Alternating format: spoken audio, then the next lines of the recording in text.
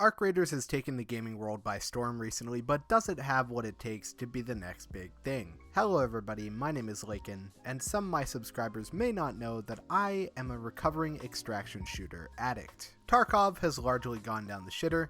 Arena Breakout Infinite is actually pretty good, I would recommend it. Delta Force, Gray Zone, DMZ, all fumbles. The Cycle Frontier, dead. And I kinda like that one too. Marathon, probably dead in the water, but that one's deserved. And so looking around at the extraction shooter genre, it seems kind of sad. I mean, we're in a really bad place right now. It feels like a genre in its infancy that no one has really tried to perfect yet. Everybody that has come after Tarkov has tried to copy it in one way or another. Enter Arc Raiders. And oh boy, I hope I'm getting in early enough on the party that I can help lead the charge on this game. Make sure to subscribe if you enjoy the video. Let's talk about Arc Raiders.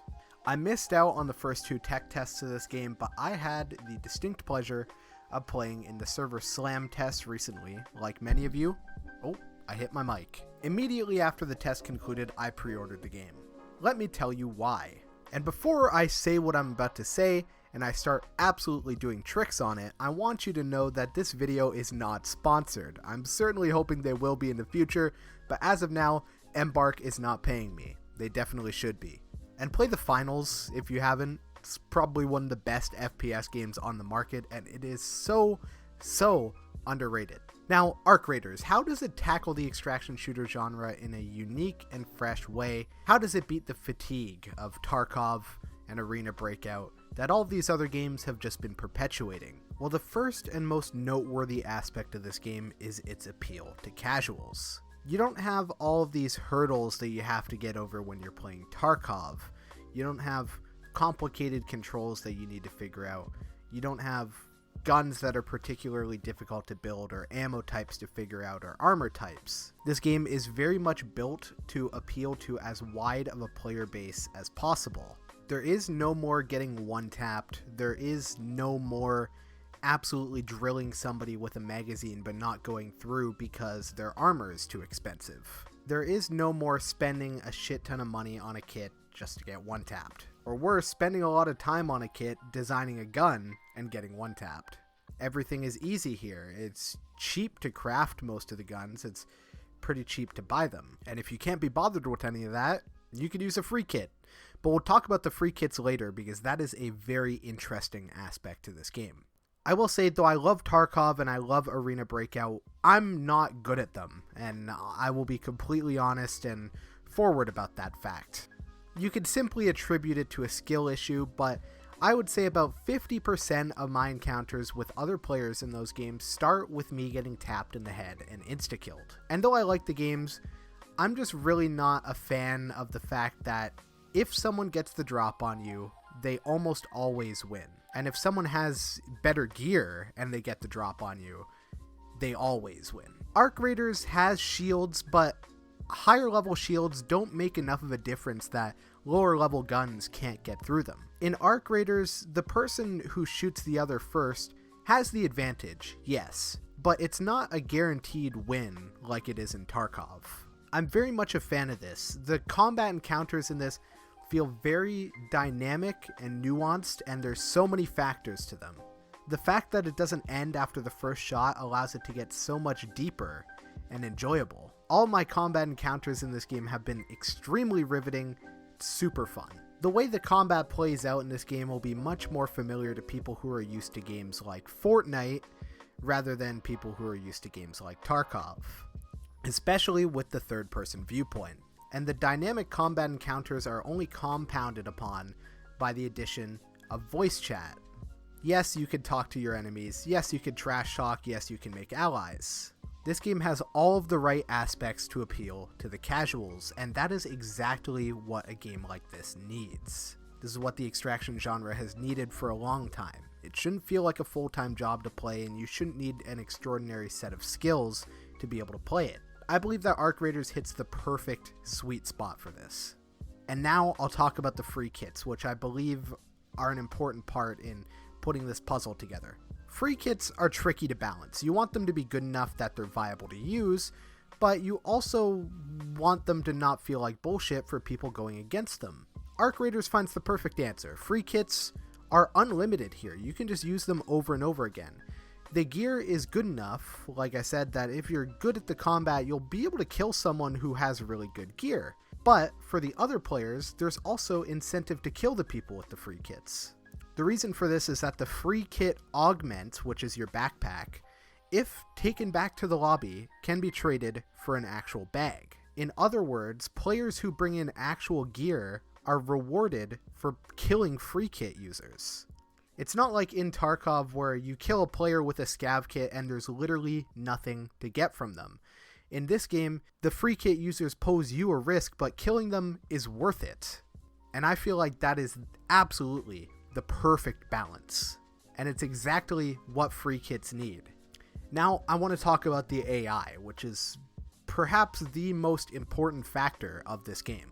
Arc Raiders bypasses all of the immersion issues that are present when you have human AI, and instead, they have these robots, the Arc. And the Arc are willing to do whatever it takes to kill you once they've got their eyes on you. They are extremely deadly if you're not diligent, but they're also fair enough that you can kill them if you know what you're doing. Other than the Queen, you might have trouble with that one. The interesting thing about the Arc is that they can just swoop in basically at any moment. They provide a dynamic angle to player fights as well, often interrupting, and sometimes they can even be used to your advantage to, be lured away and attack enemy players for you with lure grenades and such. This is just another element that adds to how dynamic the fights are in this game and just how many possibilities there are in angles, and how every piece of gear, even though you might not think it, has a use. The Arc in this game behave exactly in the way you would expect a robot like this to behave, and so it makes it so the immersion can never be broken, and it makes it so the difficulty is what you would expect. Whereas it may be difficult to keep the immersion constantly with human enemies and to keep the difficulty up without it being unfair, or to keep the difficulty low without it looking kind of stupid. Now, I would say the appeal to casuals is 100% the strongest factor of Arc Raiders. The Arc themselves, definitely the second strongest part, but what about the game's actual extraction shooter features? Well, I would say it's pretty low stress, which is great. I'm not a fan of those Tarkov raids where my palms are absolutely sweating, I'm shaking a little bit, and frankly, the game kind of fucking terrifies me. In Arc Raiders, everything is toned down a little bit, but that increases the fun factor. You're not feeling the Stockholm Syndrome you did in Tarkov. Here, you're just actually having fun playing the goddamn game. You've got quest lines that progress outside that are, pretty leisurely to complete since you can use free kits at your leisure.